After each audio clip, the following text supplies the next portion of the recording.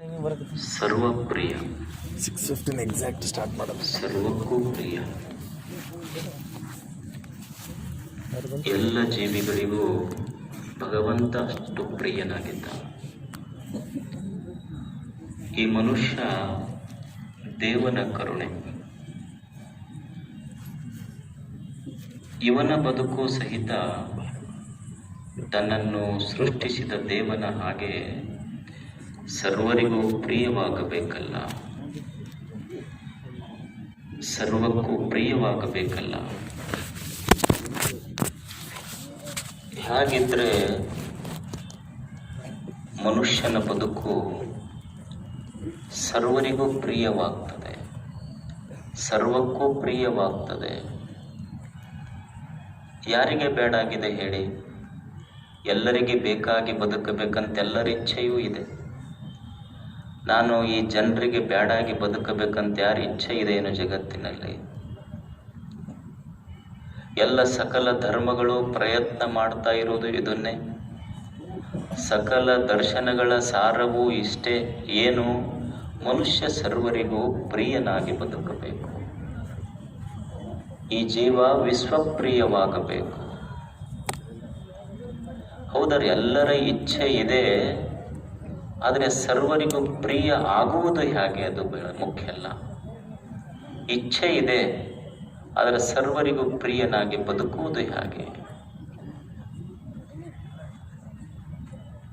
ಒಬ್ಬ ಭಕ್ತ ತನ್ನ ಕುಲದೇವತೆಯನ್ನ ಪ್ರಾರ್ಥನಾ ಮಾಡಿಕೊಂಡಿದ್ದ.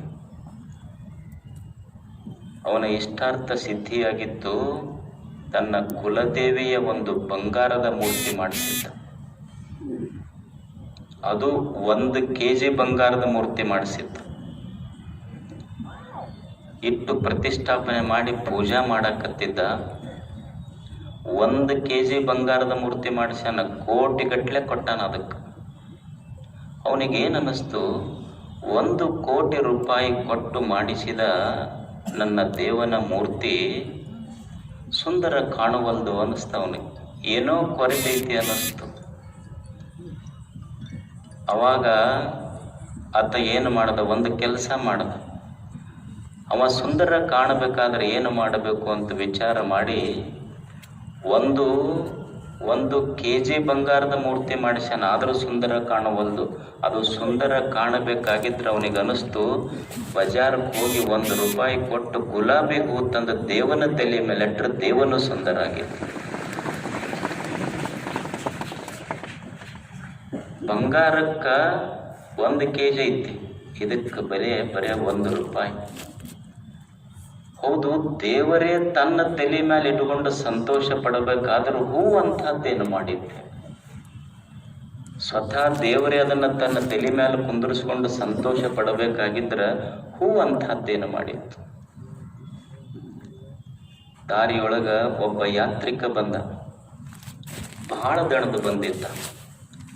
ದಣಿದ ಯಾತ್ರಿಕನಿಗೆ ಹೂವ ಒಂದಿಷ್ಟು ಸುಗಂಧ ಮೆತ್ತಿತ್ತು ಅವನ ಮೈಗೆ. ಸಂತೋಷ ಪಟ್ಟಿದ್ದವ. ಏನೂ ಫೀಸು ತಗೊಂಡಿಲ್ಲ, ಸುಮ್ಮನೆ ಕೊಟ್ಟು ಸಂತೋಷ ಪಟ್ಟಿದ್ದ. ಆನಂತರ ಸಾಯಂಕಾಲ ಒಬ್ಬ ಕವಿ ಬಂದ. ಅದರ ಸೌಂದರ್ಯ ನೋಡಿ ಕವನಗಳನ್ನೇ ಬರೆದ. ನೋಡ್ಲಿ ಬಿಡುವಂತೂ ಸೌಂದರ್ಯ ಕೊಟ್ಟು ಹಂಚಿತು, ಆದರೆ ಅವನ ಕಡೆಯಿಂದ ಫೀಸ್ ತಗೊಳ್ಳಿಲ್ಲ ಹೂವ.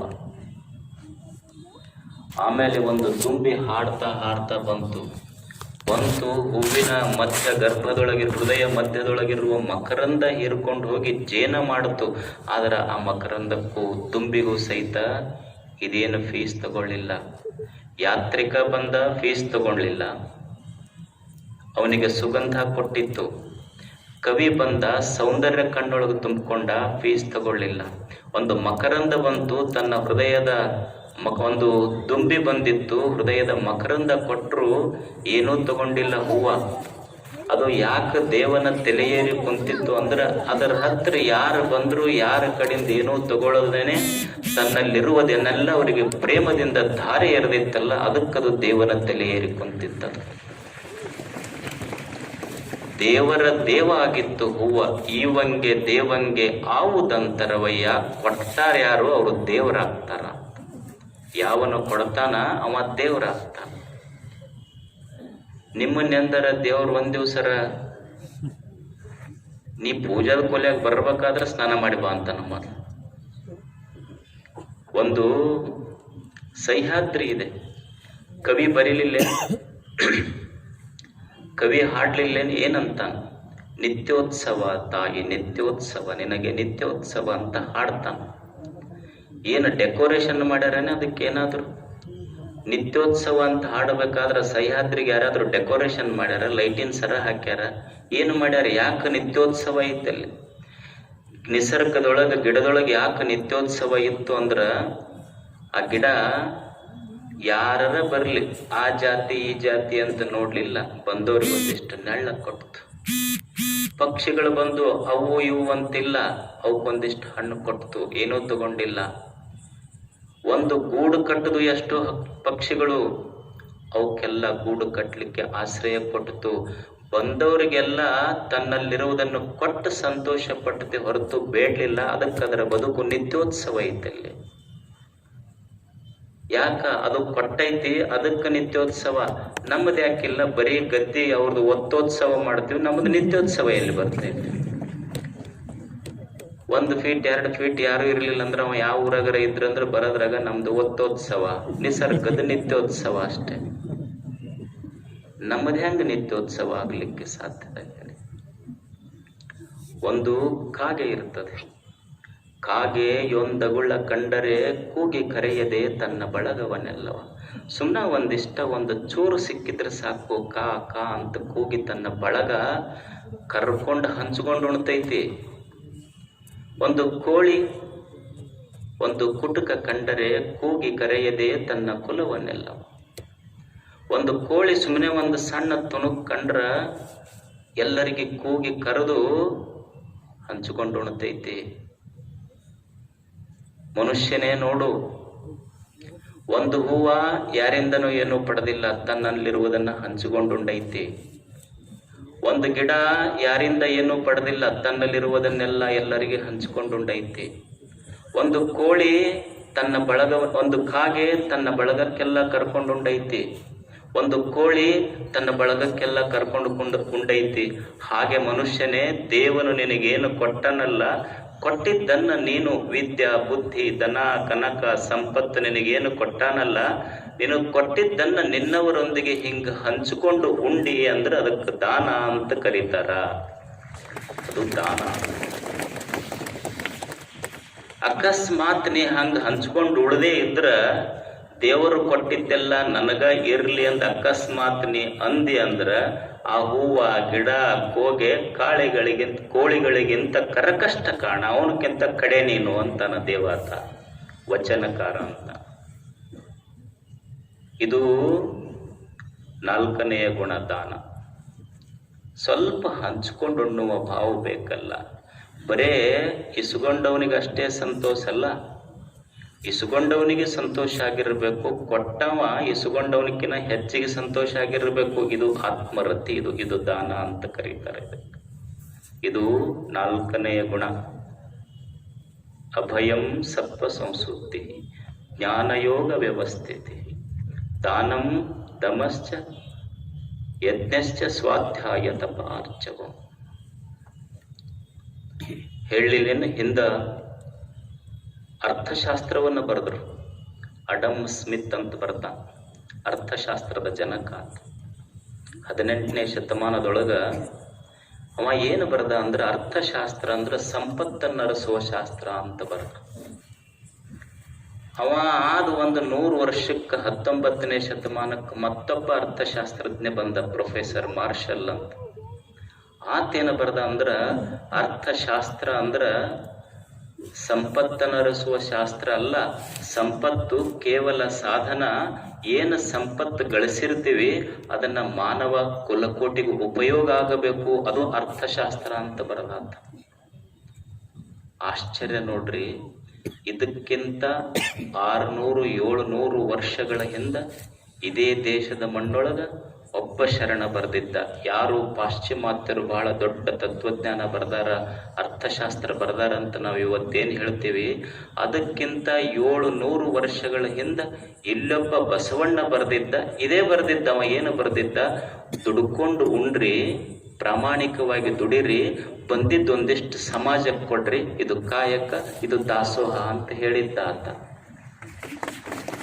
ಇದನ್ನೇ ಇರೋದಿದೆ 3 ಪ್ರಿನ್ಸಿಪಲ್ಸ್. ಒಂದು ಪ್ರೊಡಕ್ಷನ್, ಒಂದು ಪ್ರೊಟೆಕ್ಷನ್ ಅಂಡ್ ಡಿಸ್ಟ್ರಿಬ್ಯೂಷನ್.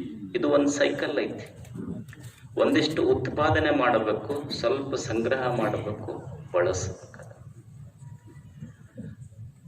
ಏನು ದಾಸೋಹ ಏನು ಹೇಳ್ತೈತಿ ಅಂದ್ರೆ ಅಹಂ ಪ್ರಜ್ಞೆ ನೀಗಬೇಕು. ನಾನಾ ಮಾಡೀನಿ ಅನ್ನೋದು ಸ್ವಲ್ಪ ಅಳಿ. ಅಹಂ ಪ್ರಜ್ಞೆಯನ್ನು ನೀಗಬೇಕು, ಶಿವೋಹಂ ಪ್ರಜ್ಞೆಯನ್ನು ಸಂಪಾದಿಸಬೇಕು. ಅದು ದಾಸೋಹಂ ಪ್ರಜ್ಞೆಯಾಗಿ ವಿಸ್ತಾರ ಆಗಬೇಕು. ಇದು ಕಾಯಕ, ಇದು ದಾಸೋಹ ತಂತ್ರ. ಇದು ಕಲಿಯುವುದು ಮನುಷ್ಯ. ದಾಸೋಹ ಅಂದ್ರ ಉಂಡವನ ಮುಖದ ಮೇಲೆ ಏನು ಸಂತೋಷ ಇರ್ತೈತಲ್ಲ, ಉಣಸದವನ ಮುಖದ ಮೇಲೆ ಅವನಕ್ಕಿಂತ ಹೆಚ್ಚು ಕಳೆ ಇತ್ತಂದ್ರೆ ಅದಕ್ಕೆ ದಾಸೋಹ ಅಂತ ಕರಿಬೇಕು, ಅದಕ್ಕೆ ದಾನ ಅಂತ ಕರಿಬೇಕು.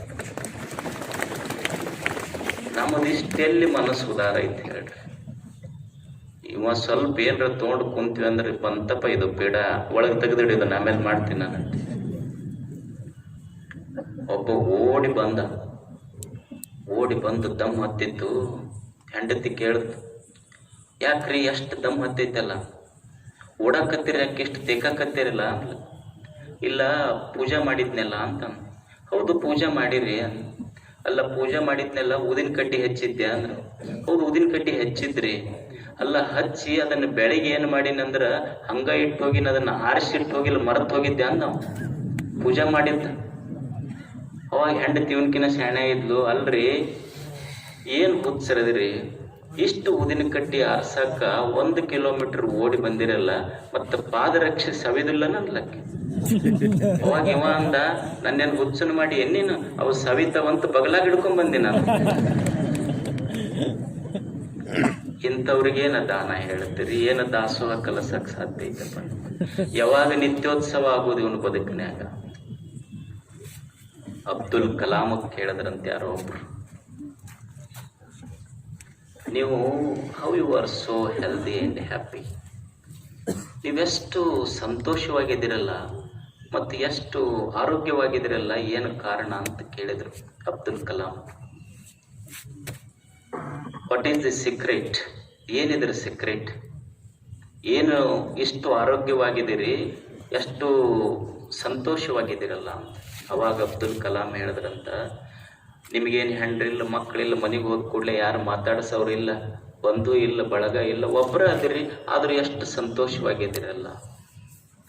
ಅವಾಗ ಅಬ್ದುಲ್ ಕಲಾಂ ಹೇಳಿದ್ರಂತೆ, ನನ್ನ ಜೀವನದ ನನ್ನ ಆರೋಗ್ಯವಾಗಿರಕ್ಕ ಮತ್ತು ಸಂತೋಷವಾಗಿರಕ್ಕ ನನ್ನ ಜೀವನದಲ್ಲಿ ನಾ ಕಲಿತುಕೊಂಡ ಸೂತ್ರ ಏನು ಅಂದ್ರೆ, ಯಾರ ನನ್ನ ಹತ್ತಿರ ಬರಲಿ, ನಾ ಏನು ವಿಚಾರ ಮಾಡ್ತೀನಿ ಅಂದ್ರೆ ಇವರಿಂದ ನನಗೆ ಏನು ಸಿಗುತ್ತೈತಿ ಅಂತ ನಾ ವಿಚಾರ ಮಾಡೋದಿಲ್ಲ, ನಾ ಇವ್ರಿಗೆ ಏನು ಕೊಟ್ಟು ಸಂತೋಷ ಪಡಿಸಬಲ್ಲೆ ಅಂತ ವಿಚಾರ ಮಾಡ್ತೀನಿ. ಅದಕ್ಕೆ ಆರೋಗ್ಯದಲ್ಲಿ ಸಂತೋಷವಾಗಿ.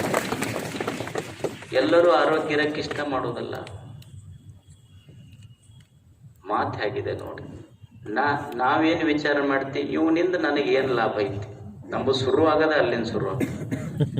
ಅವ ಅಂತ ವಾಟ್ ಐ ಕ್ಯಾನ್ ಗಿವ್, ನಾ ಅವನಿಗೇನು ಕೊಟ್ಟು ಸಂತೋಷ ಪಡಬಲ್ಲೆ, ಅವನ ಸಂತೋಷದಲ್ಲಿ ತನ್ನ ಸಂತೋಷ ಕಾಣ.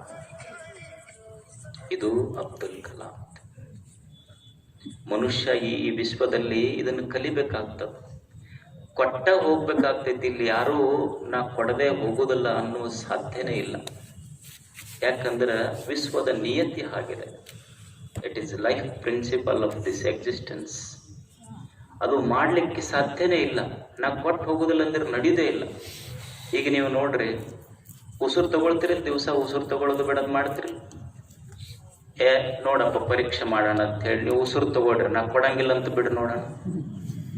ಒಂದು ಕ್ಷಣ ಉಸಿರು ತಗೊಂಡು ನಾ ಕೊಡಂಗಿಲ್ಲಪ್ಪ, ಹೊಳ್ಳೆ ತಗೊಂಡಿದ್ದು ಹೊಳ್ಳೆ ಕೊಡೋದಿಲ್ಲ ಅಂದ್ರೆ ಕರ್ಕೊಂಡ ಹೋಗ್ಕ. ನಾವು ಕೊಡಬೇಕಾಗ್ತೈತಿ, ತಗೊಂಡಿದ್ದು ಬಿಡಬೇಕಾಗ್ತೈತಿ, ಉಂಡಿದ್ದು ಸಹಿತ ಬಿಡಬೇಕಾಗ್ತೈತಿ. ನಾ ಬಿಡುದಿಲ್ಲ, ಉಂಡಿದ್ದೆಲ್ಲ ಇಟ್ಕೊಂಡ ಕುಂದಿರ್ತೀನಿ ಅಂದ್ರೆ ಡಾಕ್ಟರ್ ಗೋಲಿ ಕೊಡ್ಬೇಕಾಗತ್ತೆ. ಮತ್ತೆ ನಿಸರ್ಗ ಹಂಗೈತಿ, ಮಾಡಿಸೈತಿ. ಅದು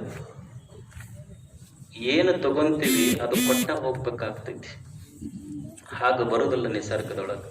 ಈಗ ಕೆರೆ ಕಟ್ತಾರ, ಕೆರೆ ಕಟ್ಟಿದ್ರು ನೋಡ್ರಿ, ಎಷ್ಟ ದೊಡ್ಡ ಕೆರೆಯರ ಕಟ್ಲಿ ಅದಕ್ಕೊಂದು ಸಣ್ಣ ಕೋಡಿ ಬಿಡ್ತಾರ. ಯಾಕಂದ್ರ ಹಂಗ ಹಿಂದಿಂದ ಬಂದು ತುಂಬುತ್ತಿರ್ಬೇಕು, ತುಂಬಿದ್ದು ಸ್ವಲ್ಪ ಹೋಗ್ತಿರ್ಬೇಕು. ಹಂಗ ತುಂಬಿಕೊಂಡಿತ್ತು ಅಂದ್ರೆ ಕೆರೆ ಹೊಡಿತೈತಿ. ಹಂಗ ಜೀವನದೊಳಗನು ಸ್ವಲ್ಪ ಗಳಿಸ್ತಿರ್ಬೇಕು, ಸ್ವಲ್ಪ ದಾನದಂಗ ಕೊಡ್ತಿರ್ಬೇಕು, ಇಲ್ಲ ಅಂದ್ರೆ ಹೊಡಿತೈತ.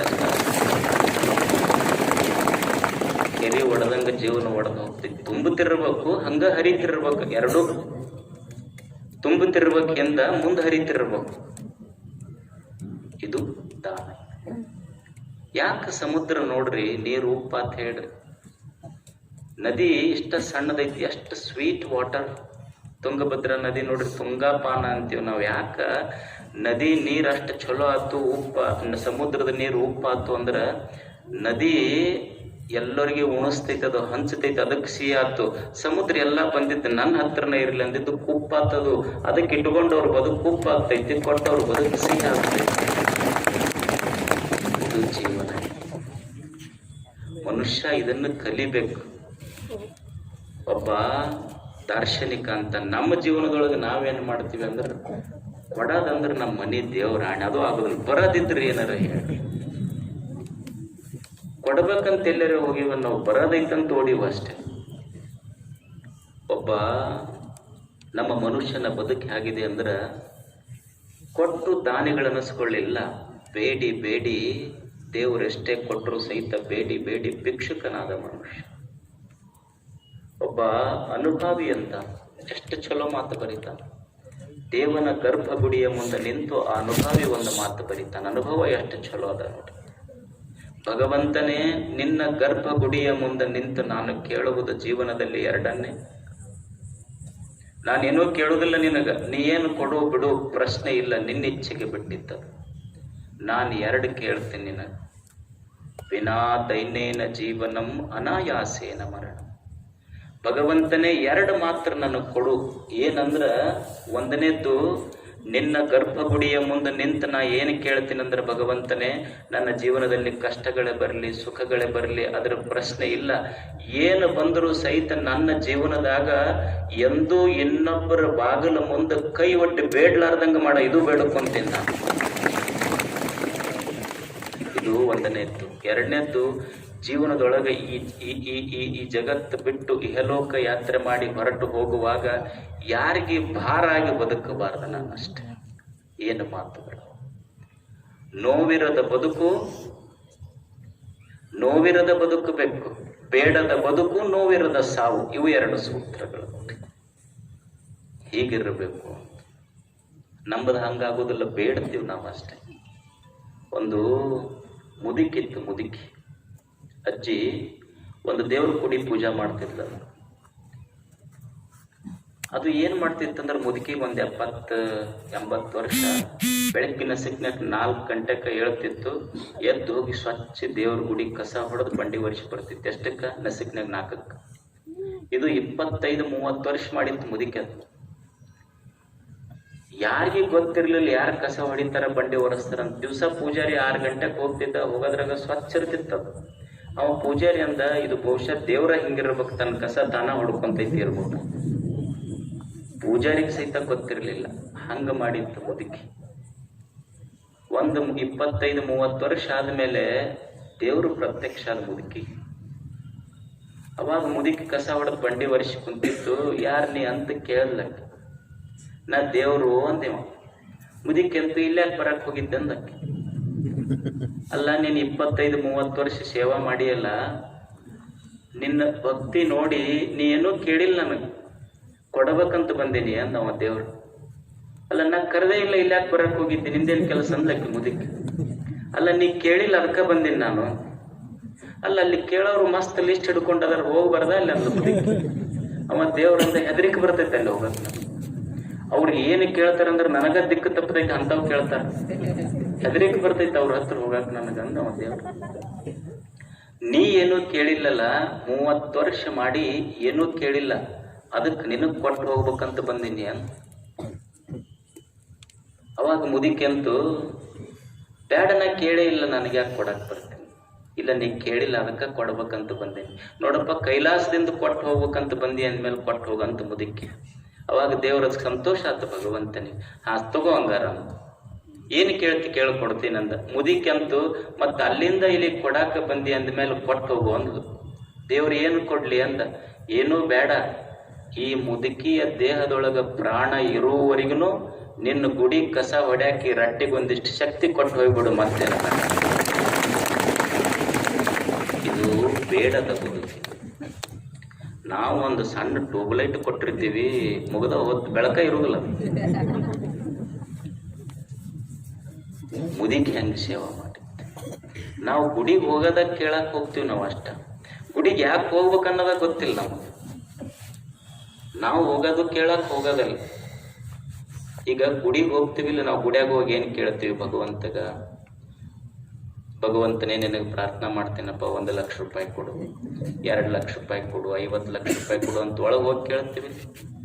ಈಗ ಹೊರಗೊಬ್ಬರು ಒಂದು 10 ಮಂದಿ ಕುಂತಿರ್ತಾರ, ಅವರು ಏನಂತಾರ? ಅವ್ರಿಗೆ ಏನಂತಾರ? ಭಿಕ್ಷುಕರು.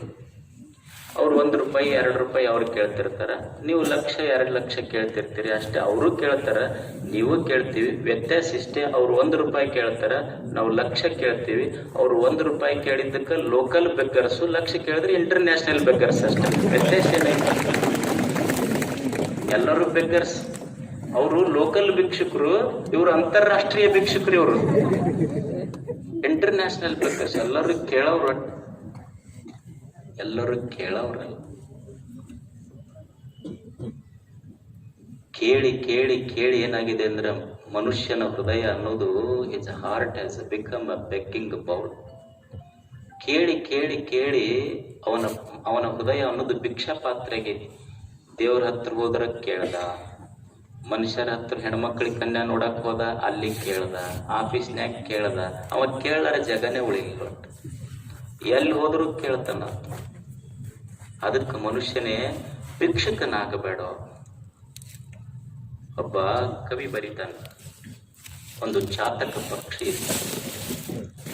ಅದು ಚಾತಕ ಪಕ್ಷಿ ಏನು ಮಾಡ್ತೈತಂದ್ರ, ಅದು ಹಿಂಗ ಕೆಳಗೆ ಕೆರಿ ಬಾವಿ ನೀರು ಕುಡಿದಿಲ್ಲಂತ. ಆ ಚಾತಕ ಪಕ್ಷಿ ಏನು ಮಾಡ್ತೈತಂದ್ರ ಮ್ಯಾಲ ಮಳೆಯಿಂದ ಏನು ಬರ್ತೈತಲ್ಲ, ಡೈರೆಕ್ಟ್ ಅದ ನೀರ ಕುಡಿತೈತಂತ. ಹನಿ ಬೀಳ್ತಿರ್ಬೇಕು, ಸ್ವೀಕಾರ ಮಾಡ್ತೈತ. ಹಂಗ ಸ್ವಲ್ಪ ಮೋಡಗಳು ಅದು ಚಲ್ಸಕತ್ತು ಅಂದ್ರೆ ಬಾಯಿ ತೆರ್ಕೊಂಡು ಕೂಡ್ತೈತಂತದ. ಚಾತಕ ಪಕ್ಷಿ ಅಂತಾರ ಅನ್ನೋದಿಲ್ಲ. ಚಾತಕ ಪಕ್ಷಿ ಹೆಂಗ್ ಬಾಯಿ ತೆರ್ಕೊಂಡು ಕುಂತ ನೋಡಂತ. ಒಬ್ಬ ದಾರ್ಶನಿಕ ಎಷ್ಟು ಸುಂದರ ಮಾತು ಬರೀತಾನ. ರೇ ರೇ ಚಾತಕ ಸಾವಧಾನ ಮನಸ ಮಿತ್ರ ಕ್ಷಣಂ ಶ್ರೂಯತ ಅಂಬೋಧ ಬಹವೋ ಹಿ ಸಂತಿ ಗಗನೆ ಸರ್ವೇಪಿ ನೈತಾದೃಶ ಕೇಚಿತ್ ಘರ್ಜಂತಿ ವೃಥಾ ಕೇಚಿತ್ ವೃಷ್ಟಿಭಿರಾರ್ದ್ರಯಂತಿ ಧರಣಿ ಯಂ ಯಂ ಪಶ್ಯಸಿ ತಸ್ಯ ತಸ್ಯ ಮಾ ಬ್ರೂಹಿ ದೀನಂ ವಚಃ. ಒಬ್ಬ ಸ್ನೇಹಿತ ಚಾತಕ ಪಕ್ಷಿಗೆ ಹೇಳ್ತಾನ, ಏನು ಕಂಡವ್ರ ಮುಂದ ಕೈ ಒಡ್ಡತಿಯಲ್ಲ, ಹಂಗ ಒಡ್ಡಾಕ್ ಹೋಗಬೇಡ.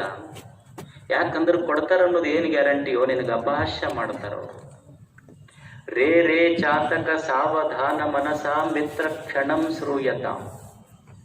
ಲೋ ಚಾತಕ ಪಕ್ಷಿಯೇ, 1 ನಿಮಿಷ ಕೇಳು, ನನ್ನ ಮಾತು ಕೇಳು, ನಿನ್ನ ಹಿತೈಷಿಯಾಗಿ ಹೇಳ್ತೀನಿ.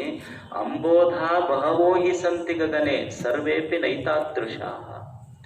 ಏನು ಮ್ಯಾಲ ಮೋಡಗಳದಾವಲ್ಲ, ಅವೆಲ್ಲ ಒಂದೇ ರೀತಿಯಾಗಿಲ್ಲ.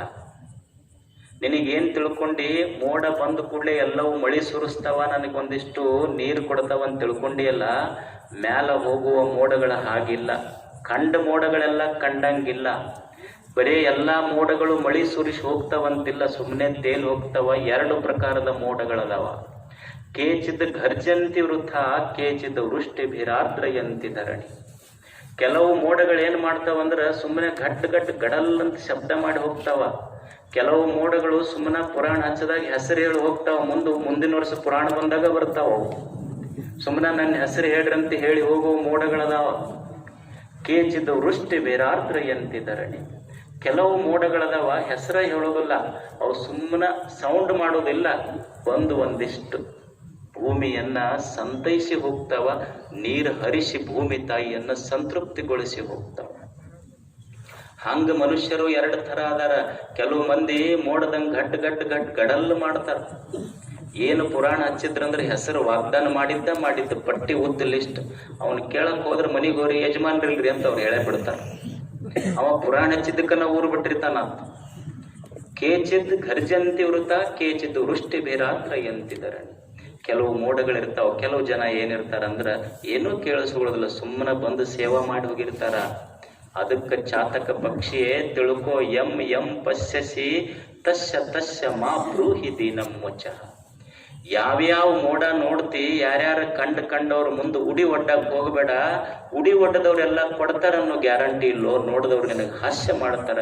ದುಡಿಯುವ ಶಕ್ತಿ ಕೇಳ ಹೊರತು ಕಂಡವ್ರ ಮುಂದೆ ಉಡಿ ಒಡ್ಡದು ಬಿಡು ಅಂತ ಹೇಳ್ತದ ಪಕ್ಷಿಗೆ. ಅದು ದುಡಿಯುವ ಶಕ್ತಿ ಕೇಳು. ಮನುಷ್ಯ ಬರೇ ಕೇಳುವಿಕೆ ಇಲ್ಲದಾನೆ ಹೊರತು ಕೊಡುವ ಭಾವ ಅವನಲ್ಲಿ ಬಂದಿಲ್ಲ. ಅದಕ್ಕೆ ಹೇಳಿಲ್ಲ, ಮನುಷ್ಯನ ಹೃದಯ ಭಿಕ್ಷಾ ಪಾತ್ರೆಯಾಗೈತಿ. ಈ ಹೃದಯ ಹೆಂಗಿತ್ತು ಅನ್ನೋದು ನಮಗ್ ಗೊತ್ತಾಗಿಲ್ಲ. ಕೇಳೋದು ಬರೇ ಭಿಕ್ಷುಕರಾಗಿವಲ್ಲಪ್ಪ. ಒಬ್ಬ ಹೋದ ಒಂದು ಮನೆಗೆ, ಬೆಳಗಿನ ಸಿಗ್ನೆಗೆ 7 ಗಂಟೆಗೆ ಹೋಗಿ ಏನ್ರ ನೀಡ್ರಿ ಅಂದ. ಅವ್ರಂದ್ರು ಏನು ಮಾಡಿಲ್ಲಪ್ಪ ಅಂದ್ರು. ಒಂದು ಏನಾರ ನೀಡ್ರಿ ಇದ್ದಿದ್ದಂದು. ಏನೂ ಇಲ್ಲ ನಮ್ಮ ಮನೆ. ಅಲ್ಲಿ ಮತ್ತೆ ಇವತ್ತು ಸಂಡೇ ಐತಲ್ಲ, ಸ್ವಲ್ಪ ಇಡ್ಲಿ ಮಾಡಿರ್ಬೇಕು, ದೋಸೆ ಮಾಡಿರ್ಬೇಕು, ನೀಡ್ರಿ ಅಂತ. ಇಲ್ಲಪ್ಪ, ನಾವೆಲ್ಲ ಇವತ್ತು ಸಂಡೇ ಹೊರಗ ಹೋಗ್ತೀವಿ ನಾವು. ಅಲ್ಲಿ ಏನಾರ ಇದ್ದಿದ್ ನೀಡ್ರಿ ಅಂತ. ಏನೂ ಇಲ್ಲ. ಫ್ರಿಜ್ನಾಗ ಏನಾರ ಇಟ್ಟಿರಿ ಅಲ್ಲಿ ಇಲ್ಲ. ಮತ್ತು ನಾಷ್ಟ ಎಷ್ಟಕ್ಕೆ ಮಾಡ್ತೀರಿ ನೀವು? ಹುಡುಗರು ಮನೆಯವರೆಲ್ಲ ಲೇಟಾಗಿ ಹೇಳ್ತಾರೆ. 9-9:30 ಮಾಡ್ತೀನಿ ನಾ ಇವತ್ತು. ಒಂದು ಕೆಲಸ ಮಾಡ್ರಿ, ನಂಬರ್ ತೋಡ್ರಿ ನನ್ನನ್ನು. ಎದಕ್ಕಿದು ಅಂದ್ಲ. ರೆಡಿ ಆದ್ಮೇಲೆ ಒಂದು ಮಿಸ್ ಕಾಲ್ ಮಾಡ್ರಿ, ಬಂದು ಇಡಿಸ್ಕೊಂಡು ಹೋಗ್ತೀನಿ. ಅಕ್ಕಿ ಅಂದ್ಲು, ನಿಂದ ನಂಬರ್ ಕೊಡು ಅಂದ್ಲಕ್ಕಿ. ಅವ ಅಂದ, ನಂದ್ಯಾಕೆ ನಂಬರ್ ತೊಗೊಂತೀರಿ ಅಂದ. ಏನಿಲ್ಲ, ಇಡ್ಲಿ ಸಾಂಬಾರು ಮಾಡ್ತೀನಲ್ಲ, ಮಾಡಿದ್ಮೇಲೆ ಮಿಸ್ ಕಾಲ್ ಯಾಕ, ಅದನ್ನ ವಿಡಿಯೋ ಮಾಡಿ ನಾನು ವಾಟ್ಸಪ್ಗೆ ಹಾಕ್ತೀನಿ ಹೋಗಂದ್ಲ. ಕೇಳಿ ಭಿಕ್ಷುಕರಾಗ್ಯಾನ ಮನುಷ್ಯ ಅಷ್ಟೆ. ನಿಜಗುಂಡ್ರಂತಾರ, ಹಸು ಒಳಿಯಲು ದೇಹಿಯನಲ್ಲೊಲ್ಲ ದೊದಟ, ವಿತರಣದೊಡನೆ ಭೋಗಿಸುವರ್ಥದವ. ಭಗವಂತನೇ 2 ಕೇಳುದು, ನಿನಗೇನೂ ಕೇಳುವುದಿಲ್ಲ. ಒಂದು, ಇನ್ನೊಬ್ಬರ ಮನೆ ಮುಂದೆ ಕೈ ಒಡ್ಡಿ ಬೇಡೋದು ಬೇಡ. ನನಗೇನು ನೀ ಕೊಟ್ಟಿ ಸ್ವಲ್ಪ ಹಂಚಿಕೊಂಡು ಕೊಂಡುವಂಗ ಮಾಡು. ಇದು ದಾನ. ಮತ್ತು ದಾನ ಮಾಡ್ತೀವಲ್ಲ, ಏನಿರ್ಬೇಕು, ಏನಿದ್ರೆ ದಾನ ಅಂತಾರ. ಅದಕ್ಕೆ ನಿಜಗುಂಡ್ರು ಬಹಳ ಸುಂದರವಾಗಿ ಹೇಳ್ತಾರ. ಏನಿದ್ರೆ ದಾನ ಅಂತಾರ. ಅದಕ್ಕೆ ಏನಿರ್ಬೇಕು, ಅದರಲ್ಲಿ 3 ಅಂಶಗಳಿರ್ಬೇಕಂತ. ದಾನ ಅಂದ್ರೆ ಯಾವುದಕ್ಕಂತಾರಂದ್ರ ಅದರಲ್ಲಿ 3 ಅಂಶಗಳಿರ್ಬೇಕಂತ. ಒಂದು, ಅದು ನೀತಿಯುತವಾಗಿ ಗಳಿಸಿರಬೇಕು, ಅನೀತಿಯಿಂದ ಬಂದಿದ್ದಾಗಬಾರ್ದು. 2ನೇದ್ದು, ಕೊಡುವುದು ಸತ್ಪಾತ್ರ ಕೊಡಬೇಕು. 3ನೇದ್ದು, ಕೊಡುವುದು ಅನುರಾಗದಿಂದ ಕೊಡಬೇಕು. ನೀತಿಯುಡುಗದೆ ಸತ್ಪಾತ್ರ ಜನಕನುರಾಗದಿಂದಿಯುವುದೇ ದಾನವೆಂದೆನಿಪ್ಪುದು. ಮೊದಲನೇದ್ದೇನು, ಅನೀತಿಯಿಂದ ಬಂದಿದ್ದಾಗಿರಬಾರ್ದು ನನ್ನ ಸಂಪತ್ತು. 2ನೇದ್ದು, ನಾ ಕೊಡುವುದು ಸತ್ಪಾತ್ರ ಕೊಡಬೇಕು. 3ನೇದ್ದು, ಪ್ರೇಮದಿಂದ ಕೊಡಬೇಕು. ನೀತಿ ಬಿಟ್ಟು ಗಳಿಸಿರಬಾರದು ಮನುಷ್ಯ, ನೀತಿಯಿಂದ ದುಡಿದಿರಬೇಕು. ನಾ ಕೊಡುವ ದಾನ ಮಾಡುವ ಸಂಪತ್ತು ಸ್ವಲ್ಪ ನೀತಿಯಿಂದ ಬಂದಿರಬೇಕದು. ಯಾಕೆ ನೀತಿಯಿಂದ ಬಂದಿರಬೇಕು? ಹೆಂಗರ ಯಾವದರ ಕೊಟ್ಟರೆ ಮುಗಿತೈತಲ್ಲ. ದೊಡ್ಡವರ ವಿಮರ್ಶೆ, ಜ್ಞಾನಿಗಳ ವಿಮರ್ಶೆ ಎಷ್ಟು ಸುಂದರ ಐತ್ ನೋಡಿ. ಯಾವದರ ಕೊಟ್ಟು ಬಿಟ್ರೆ ಆತಲ್ಲ, ಯಾಕ ನೀತಿಯಿಂದನ ಬಂದಿರ್ಬೇಕಂತ ಐತದ್ರಾಗ. ಅವ್ರಂತಾರ, ನೋಡಪ್ಪ, ನೀತಿಯಿಂದ ಬಂದಿದ್ದ ಯಾಕೆ ಕೊಡು ಅಂತ ನಾ ಅಂತೀನಿ ಅಂದ್ರ, ಮನುಷ್ಯನೇ ಸ್ವಲ್ಪ ತಿಳ್ಕೊ. ನೀನು ಅನ್ಯಾಯದಿಂದ ಏನು ಗಳಿಸ್ತೀಯಲ್ಲ, ಅನ್ಯಾಯದಿಂದ ಗಳಿಸಿದ ದುಡ್ಡಿನೊಳಗ ನಿನ್ನ ಸಂಬಂಧಿಕರು, ಸ್ನೇಹಿತರು, ಮಕ್ಕಳು ಎಲ್ಲರೂ ಅದನ್ನ ಅನುಭವಿಸ್ತಾರ. ನೀನೇನು ಅನ್ಯಾಯದಿಂದ ಗಳಿಸಿಯಲ್ಲ, ಅನ್ಯಾಯದಿಂದ ಬಂದ ದುಡ್ಡಿನ ಫಲ ಎಲ್ಲರೂ ಅನುಭವಿಸ್ತಾರ. ಆದ್ರೆ ಅದ್ರ ಬಂದಿದ್ದ ಪಾಪ ಐತಲ್ಲ, ಅದಕ್ಕೆ ಅನುಭವಿಸೋರು ಯಾರು ಇದ್ರಲ್ಲಿ, ನೀನ ಅನುಭವಿಸ್ಬೇಕಾಗತ್ತ. ಅದಕ್ಕ ಅನ್ಯಾಯದಿಂದ ಬಂದ ಪಾಪದ ಫಲ ನೀವೊಬ್ಬನ ಅನುಭವಿಸೋದು. ಬಂದಿದ್ದೆಲ್ಲ ಅವ್ರು ತಗೊಂತಾರ. ಅದಕ್ಕೆ ನೋಡು, ಸ್ವಲ್ಪ ವಿಚಾರ ಮಾಡು.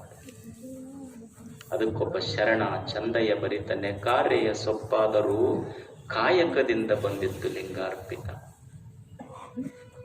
ಕಾರ್ಯ ಸೊಪ್ಪಿರ್ಲಿ, ಅವ ಅಂತಾನ ದೇವರು ಏನು ಬಯಸ್ತಾನೆ ನಮ್ಮಿಂದ? ಭಗವಂತ ನಮ್ಮಿಂದ ಏನು ದಿವಸ ಹೋಳಿಗೆ ಹುಗ್ಗಿನ ಎಡಿ ಬಯಸುವುದಿಲ್ಲ. ಚಂದಯ್ಯನ ಮಾತು, ಚಂದಯ್ಯ ಅಂತಾನ ನಮ್ಮಿಂದ ದೇವ್ರು ಏನು ಹೋಳಿಗೆ ಹುಗ್ಗಿನ ಬಯಸುವುದಿಲ್ಲ. ಮನುಷ್ಯನೇ, ಅನ್ಯಾಯದಿಂದ ಬಂದ ದುಡ್ಡಿನಿಂದ ನೀ ಹೋಳಿಗೆ ಹುಗ್ಗಿ ಮಾಡಿ ಎಡಿ ಹಿಡಿಯುವುದಕ್ಕಿಂತ ನೀನು ಕಷ್ಟಪಟ್ಟು ಬೆವರು ಸುರಿಸಿ ದುಡ್ದಿದ್ದು ಒಂದು ಹುಲ್ಲಿನ ಕಡ್ಡಿ ಇಟ್ಟುಕೊಂಡು ನನ್ನ ತಾಟ್ನಾಗ ಇಟ್ಟುಕೊಂಡು ಬಾ, ಅದು ನನಗೆ ಸಂತೃಪ್ತಿ ಆಗ್ತೈತಿ, ಅದು ನೈವೇದ್ಯ ಆಗ್ತೈತಿ, ಅದು ಚಂದೇಶ್ವರ ಲಿಂಗಕ್ಕೆ ಸಲ್ಲುವ ಸ್ವಲ್ಪ ಫರಕ್ ಐತಿಲ್ಲ. ಆದ್ರೆ ಮನುಷ್ಯಾಗ ಏನೈತಿ ಅಂದ್ರೆ ಶ್ರೀಮಂತ ಆಗಬೇಕು ಜಲ್ದಿ ಅನ್ನೋದೈತೆ ಭಾಳ. ಅಲ್ಲೇ ಅಬ್ರಹಾಂ ಲಿಂಕನ್ ಇದ್ದ. ಅಬ್ರಹಾಂ ಲಿಂಕನ್ ನೀವೆಲ್ಲ ಹೆಸರು ಕೇಳಿರ್ಬೇಕು, ಬಹಳ ದೊಡ್ಡ ಹೆಸರು. ಅಮೇರಿಕದ ಅಧ್ಯಕ್ಷ ಆಗಿದ್ದ ಅಬ್ರಹಾಂ ಲಿಂಕನ್. ಅಮೇರಿಕದ ಅಧ್ಯಕ್ಷ ಇದ್ದಂಥ ಅಬ್ರಹಾಂ ಲಿಂಕನ್ ಒಂದು ಸಲ ಅವನ ಶಾಲೆಯ ಶಿಕ್ಷಕರಿಗೆ ಒಂದು ಪತ್ರ ಬರೆದ. ಎಲ್ಲಿ ತನ್ನ ಮಗ ಶಾಲೆ ಓದ್ತಿದ್ನಲ್ಲ, ಆ ಶಾಲೆಯ ಶಿಕ್ಷಕರಿಗೆ ಒಂದು ಪತ್ರ ಬರೆದ. ಅಬ್ರಹಾಂ ಲಿಂಕನ್ ಬರೀತ, my son is a nice fellow, gentleman. ನನ್ನ ಮಗ ಬಹಳ ಚಲೋ ಅದಾನ. ನನ್ನ ಮಗನಿಗೆ ನೀವು ಶಾಲ್ಯಾಗ ಇದನ್ನು ಕಲಿಸ್ರಿ. ಏನು ಕಲಿಸ್ರಿ ಅಂದ್ರೆ ಅವ್ನ IAS ಆಫೀಸರ್ ಮಾಡ್ರಿ ಅಂತ ಹೇಳಿಲ್ಲ, ಇವನು ಹಳ್ಳಿ ಅಮೇರಿಕದ ಅಧ್ಯಕ್ಷ ಆಗುವಂಗ ಮಾಡ್ರಿ ಅಂತ ಹೇಳಿಲ್ಲ, ಇವ ಒಬ್ಬ ಸಕ್ಸಸ್ಫುಲ್ ಬಿಸಿನೆಸ್ ಮ್ಯಾನ್ ಮಾಡ್ರಿ ಅಂತ ಹೇಳಿಲ್ಲ.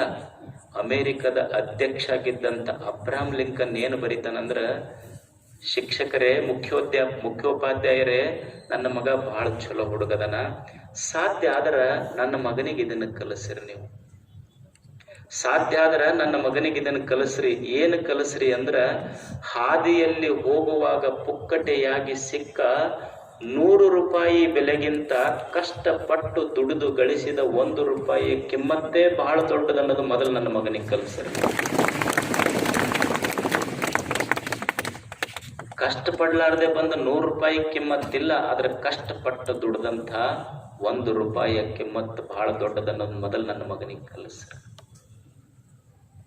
ನೀತಿಯುಡುಗದೆ, ಅದು ಅನೀತಿಯಿಂದ ಬಂದಿರಬಾರ್ದು, ಸ್ವಲ್ಪ ನೀತಿಯಿಂದ ಬಂದಿರಬೇಕು ನಾ ಕೊಡುವ ಸಂಪತ್ತು.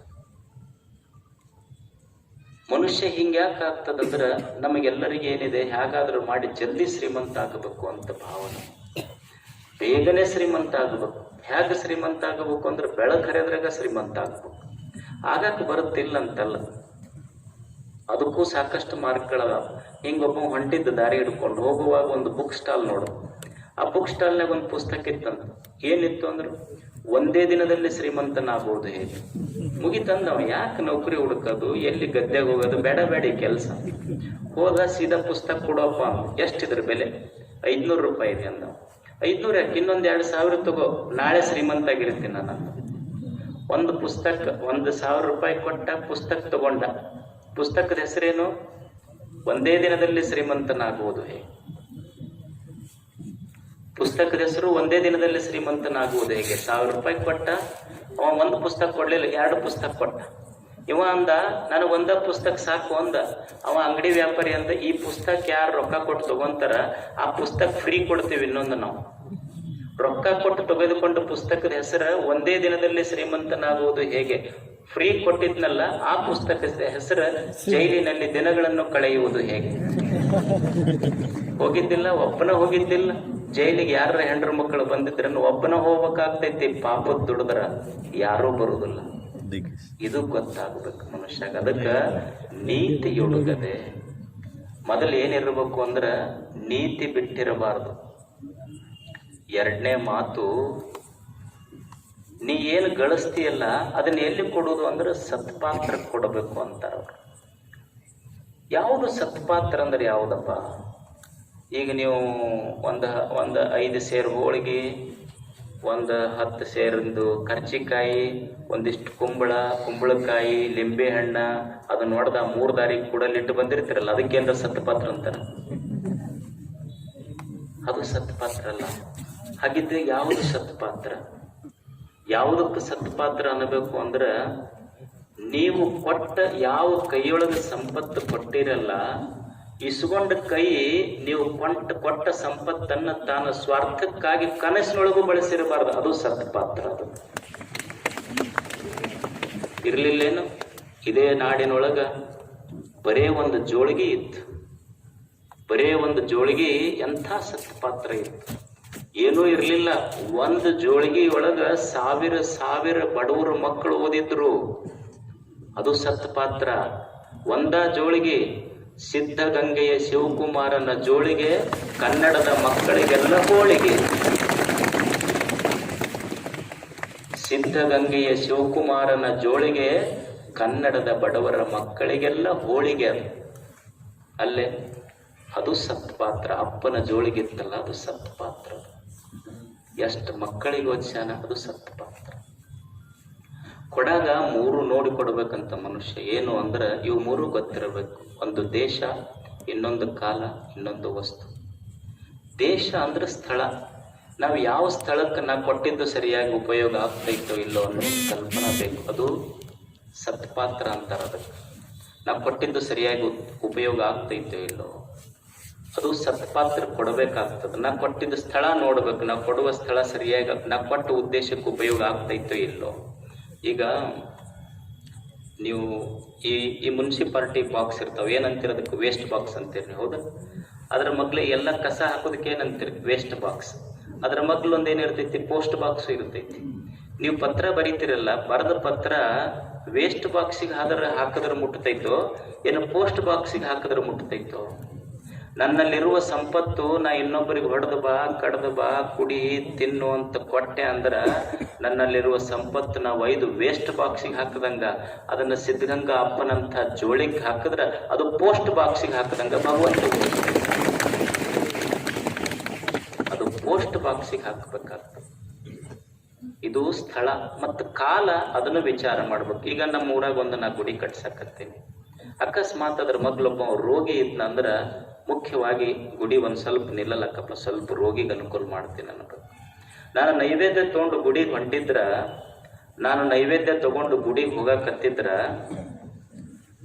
ಒಂದು ಬಡವ ಹುಡುಗ ಹಸುಗೊಂಡು ಬಂದಿತ್ತು ಅಂದ್ರೆ ದೇವ್ರು ಎಡಿ ಇರ್ಲಪ್ಪ, ದೇವ್ರ ಈ ಹುಡುಗನ ರೂಪದೊಳಗೆ ಬಂದಾನ ಅಂತ ಹುಡುಗ ಉಣಿಸಿದ್ರೆ ದೇವ ಸಂತೃಪ್ತಿ ಆಗ್ತಿರ್ತದೆ. ನಾ ಇದು ಕಲಿಬೇಕು. ಕಾಲ ಗೊತ್ತಿರ್ಬೇಕು. ಮತ್ತು ವಸ್ತು ಏನು ದಾನನ ಮಾಡಂದೀವಿ ಅಂತ ತಿಳ್ಕೊಂಡು ಹುಟ್ಟಿದ ಹರಕ ಬಟ್ಟಿ ನಮಗೆ ಉಪಯೋಗ ಆಗಲಾರ್ದು ಕೊಡೋರು ನಾವೆಲ್ಲ. ದಾನ ಅಂದ್ರೆ ಹಂಗ ಕೆಟ್ಟ ವಸ್ತುಗಳನ್ನು ಕೊಡೋದಲ್ಲ, ಚಲೋ ವಸ್ತುಗಳನ್ನು ಕೊಡಬೇಕಿದ್ದು ಬಹಳ ಮುಖ್ಯ. ನಾವು ಕೊಡುವುದು ಸತ್ಪಾತ್ರಕ್ಕೆ ಮುಟ್ಟಿರಬೇಕಿದ್ದು ಬಹಳ ಮುಖ್ಯ ಇರ್ತೈತಿ. ಸತ್ಪಾತ್ರಕ್ಕೆ ಕೊಡೋದು. ನಿಮಗೊಂದು ಘಟನೆ ಹೇಳ್ತೇನೆ. ನಾವು ಸಣ್ಣವರಿದ್ದಾಗ ನಮ್ಮ ಮಠದಲ್ಲಿ ನಮ್ಮ ಗದ್ದಿಗೆ ಮುಂದೆ ಒಂದು ಟ್ರೆಜರಿ ಇದೆ. ಗದ್ದಿಗೆ ಮುಂದೆ ಬಂದು ಭಕ್ತರು ಕಾಣಿಕ ಹಾಕ್ತಿರ್ತಾರೆ. ಅದಕ್ಕೆ ನಾ 9-10ನೇ ಕ್ಲಾಸ್ ಓದ್ತಿದ್ನೇನೋ. ರಾತ್ರಿ 10-10ವರೆಗೆ ನಮ್ಮ ಗುರುಗಳು ಶಿವಶಾಂತವೀರ ಮಹಾಸ್ವಾಮಿಗಳವರು 10-10 ಆಗಿತ್ತು, ಎಲ್ಲೋ ಹಳ್ಳ್ಯಾಗ ಹೋಗಿ ಬಂದರು. ಆ ಟ್ರೆಜರಿ ತೆಗೆದು ನಮ್ಮನ್ನು ಕರ್ಕೊಂಡು ಹೋಗಿದ್ರು. ಆ ಟ್ರೆಜರಿಗೆಲ್ಲ ಒಂದು ಸಣ್ಣ ಬ್ಯಾಗ್ ಇತ್ತು, ಅಷ್ಟು ದುಡ್ಡು ಅದ್ರಾಗ ಹಾಕೊಂಡ್ರು. ಹಾಕೊಳ್ಳಾಗ ಒಂದು ಬಂದಿದ್ದು ಚಂಗ್ ಅಂತ ಹೇಳಿ ಒಂದು ನಾಣ್ಯ ಸಿಡಿದು ಬಿತ್ತು, ಹೊರಗೆ ಕತ್ಲಿತ್ತು. ಅಜ್ಜವ್ರು ಭಾಳ ಹುಡುಕಿದ್ರು ಅದನ್ನು, ಆ ಕಡೆ ಈ ಕಡೆ ಹುಡುಕಿದ್ರು, ಅದು ಸಿಗಲಿಲ್ಲ. ಮತ್ತು ರೂಮಿಗೆ ಹೋದ್ರು ಅಜ್ಜವ್ರು. ಹೋಗಿ ಬ್ಯಾಟ್ರಿ ತೊಗೊಂಬಂದ್ರು. ತೊಗೊಂಡು ಬಂದು ಆ ಕಡೆ ಈ ಕಡೆ ಹುಡುಕ್ಯಾಡಿ ಕೊನೆಗೆ ₹1 ತೊಗೊಂಡ್ರು ಅದನ್ನು. ಒಬ್ಬರು ಭಕ್ತರು ನಿಂತಿದ್ರು, ಮಗ್ಲ ನಗಾಕತ್ರವ್ರು. ಅಜ್ಜರ ಕೇಳಿದ್ರು ಅವ್ರಿಗೆ, ಯಾಕ್ರಿ ನಗಾಕತ್ತಿರಲ್ಲ ಅಂತ. ಅವಾಗ ಅವ್ರ ಭಕ್ತರು ಏನಂದು, ಬುದ್ಧಿ ನೀವು ಮಾಡೋದು ನೋಡಿ ನಗಿ ಬರಾಕತ್ತೈತಿ ನನಗೆ ಅಂದ್ರು. ಯಾಕೆ ಏನಾಗೈತಿ? ಅಲ್ಲ, ನಾನು ಬರೀ ಸಂಸಾರಿಕರಿಗೆ ಅಷ್ಟೇ ಆಸೆ ಇರ್ತೈತೆ ಅಂತ ತಿಳ್ಕೊಂಡಿದ್ದೆ. ನಿಮ್ಮಂಥ ಗುರುಗಳಿಗೂ ಎಷ್ಟು ಆಶೆ ತುಂಬೈತಲ್ಲ, ಸಿಕ್ಕಿದ್ದು ಬರೀ ₹1 ಹೋಗಿದ್ದು ಎಷ್ಟು 15-20 ನಿಮಿಷ ಹುಡುಕಾಡಿದ್ರಲ್ಲ ಅದ್ರ ಸಲುವಾಗಿ. ಅವಾಗ ಗುರುಗಳು 1-2 ನಿಮಿಷ ಬಿಟ್ಟು ಒಂದು ಮಾತು ಹೇಳಿದ್ರು ಅವ್ರಿಗೆ. ಏನಂದ್ರೆ, ನೋಡಪ್ಪ, ನಾನು ಹುಡುಕ್ಯಾಡಕತ್ತಿದ್ದು ₹1 ಹುಡುಕ್ಯಾಡಕತ್ತಿದ್ದಿಲ್ಲ. ಕತ್ತಲಾಗ ಯಾವನೋ ಒಬ್ಬ ಭಕ್ತ ಭಾಳ ಬಡವದನ, ಅವನಿಗೆ ₹1 ಗವಿಸಿದ್ದಪ್ಪಜ್ಜು ಕೊಡೋ ಸಾಮರ್ಥ್ಯ ಐತಿ. ಅವ ₹1 ಹಾಕಿ ಹೋಗ್ಯಾನ. ನಾನಿನ್ನು ₹1 ಅಂತ ನಿಷ್ಕಾಳಜಿ ಮಾಡಿದ್ರ ನಾವು ಹುಡುಕ್ಯಾಡಕತ್ತಿದ್ದು ಅವನು ಭಕ್ತಿ ಹುಡುಕ್ಯಾಡಕತ್ತಿದ್ದೆ, ರೊಕ್ಕ ಹುಡುಕ್ಯಾಡಕತ್ತಿದ್ದೆ. ನಾನು ₹1 ನಿಷ್ಕಾಳಜಿ ಮಾಡಿದ್ರ ಅವನು ಭಕ್ತಿನ ನಿಷ್ಕಾಳಜಿ ಮಾಡಂಗಾಗಿತ್ತು. ರೊಕ್ಕ ಮುಖ್ಯ ಅಲ್ಲ, ಭಕ್ತಿ ಮುಖ್ಯ ಇತ್ತಿದ್ದು ಸತ್ಪಾತ್ರ. ದೊಡ್ಡವರ ಮನಸ್ಸಾಗಿರ್ತದೆ. ಅದಕ್ಕೆ ಕೊಡುವಾಗ ಮನುಷ್ಯಾಗ ಇದು ಗೊತ್ತಿರಬೇಕು.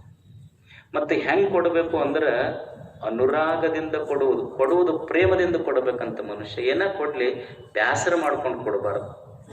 ಪ್ರೇಮದಿಂದ ಕೊಡು, ಅನುರಾಗದಿಂದ ಕೊಡಬೇಕು. ಅನಿವಾರ್ಯವಾಗಿ ಕೊಡೋದು ಬೇರೆ, ಅನುರಾಗದಿಂದ ಕೊಡೋದು ಬೇರೆ. ಈಗ ಕನ್ಯಾ ನಿಮ್ಮ ಮಗಳಿಗೆ ತೋರಿಸಿರ್ತೀರಿ, ವರದಕ್ಷಿಣೆ ಕೊಡ್ತಿರಲ್ಲ, ವರದಕ್ಷಿಣೆ ಅನುರಾಗದಿಂದ ಕೊಡ್ತೀರಿ. ಅನಿವಾರ್ಯವಾಗಿ ಕೊಡೋದು ವರದಕ್ಷಿಣೆ, ಅನುರಾಗದಿಂದ ಕೊಡೋದು ಗುರುದಕ್ಷಿಣೆ ಅಷ್ಟೇ. ಅದು ಈಗ ನೀವು ಹೆಲ್ಮೆಟ್ ಹಾಕೊಂಡು ಬರೋದಿಲ್ಲ, ಪೊಲೀಸರು ಹಿಡಿತಾರೆ. ನಿಮಗೆ ಹಿಡಿದ ತಕ್ಷಣ ನೀವೇನ್ ಮಾಡ್ತೀರಿ?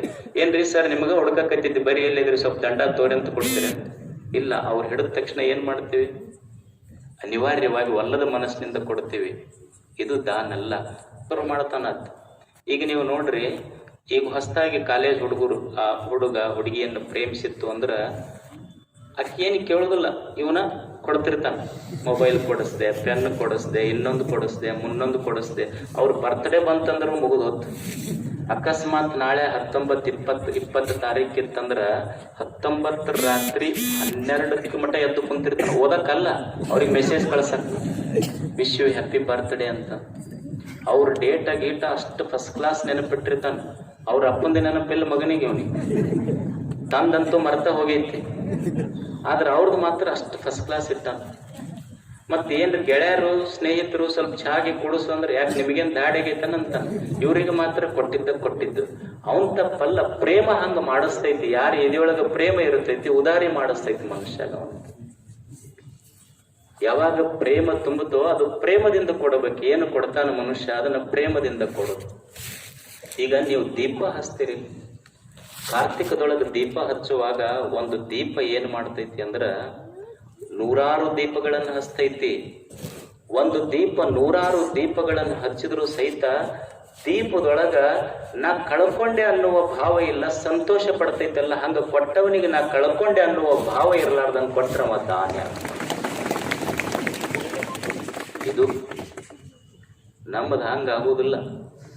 ಒಂದು ಹಂಗ ಮಠಕ್ಕೆ ಫ್ಯಾನ್ ಕೊಡಿಸಿರ್ತೀವಿ, ಗುರುಗಳು ಮಠಕ್ಕೆ ಫ್ಯಾನ್ ಕೊಡಿಸಿದ್ರ ಪಾಪ ಗುರುಗಳು ಓಡಿ ಬಂದಿದ್ರು. ಮಧ್ಯಾಹ್ನದಾಗ ಎಲ್ಲೋ ಭಕ್ತರ ಮನೆಗೆ ಹೋಗಿ ಬಂದು ಮುಕ್ಕೊಂಡಿದ್ರು. ಇವ ಫ್ಯಾನ್ ಕೊಟ್ಟವ 4 ಮಂದಿ ಬೀಗರಿ ಕರ್ಕೊಂಬಂದು ಮಠಕ್ಕೆ ಕರ್ಕೊಂಬಂದು ಗುರುಗಳು ಮುಕ್ಕೊಂಡಿದ್ರು. ಗುರು ಫ್ಯಾನ್ ಹಚ್ಕೊಂಡು ಮುಕ್ಕೊಂಡಿದ್ರು. ಅವ್ರ ಪಾಪ ಗುರುಗಳ ಸ್ವಲ್ಪ ಫ್ಯಾನ್ ಬಂದ್ ಮಾಡ್ರಿ ಅಂದ. ನಿಲ್ಲಿಸ್ರಿ, ಸ್ವಲ್ಪ ಹೊರಗೆ ಬರ್ರಿ ಕಡೆ. ಅವ್ರ ಗುರುಗಳು ಕೇಳಿದ್ರಿ, ಯಾಕೆ ಹೋತಮ್ಮ? ಇಲ್ಲ, ಅದು ಫ್ಯಾನ್ ಕೊಟ್ಟಿನಲ್ಲ, ಅದು ನಮ್ಮ ಬೀಗರಿಗೆ ತೋರಿಸ್ಬೇಕಾಗೈತಿ, ನಮ್ಮ ಹೆಣ್ಮಕ್ಳ ಕಡೆಯವ್ರು ಬಂದಾರ ಒಂದ್ ಸ್ವಲ್ಪ. ಅವ ಫ್ಯಾನಿಗೆ ತನ್ನ ಹೆಸರು ಹಾಕ್ಸಿದ್ದ. ಆತಂದೊಬ್ಬ ತಂದ ಅಲ್ಲ, ಒಂದೊಂದು ಎಲಿಗೆ ಒಂದೊಂದು, ಅವ್ರ ಅಪ್ಪಂದೊಂದು ಎಲಿಗೆ, ಆತಂದೊಂದು ಎಲಿಗೆ, ಈತಂದೊಂದು ಎಲಿಗೆ. ಅದು ಪುಣ್ಯಕ್ಕೆ 3 ಎಲಿ ಇತ್ತು, ಇನ್ನೊಂದಿದ್ರು ಅವ್ರ ಹೆಣ್ಮಕ್ಳದೊಂದು ಹಾಕ್ಸವ. ಅವ್ರ ಗುರುಗಳು ಅಂದ್ರು, ಏನು ಇದನ್ನೆಲ್ಲ ಹೆಸರು ಹಾಕ್ಸಿ ಏನು ಇಷ್ಟೆಲ್ಲ ಹಿಂಗೆ ಮಾಡೋದು? ಅವಾಗ ಅವ ಅಂದ, ಯಾಕೆ ಹಾಕ್ಸ್ಬಾರ್ದನ್ರಿ ಅಂತ. ನೀವೇನ್ರ ಕೊಟ್ಟಿರೇನು ನಮಗೆ? ನೀವೇನೂ ಕೊಟ್ಟಿಲ್ಲ. ನಾವು ಮಠಕ್ಕೆ ಇಷ್ಟು ಕೊಟ್ಟಿವಿ, ಕೊಟ್ಟ ಫ್ಯಾನ್ ಹಾಕಿವಿ ನಾವು.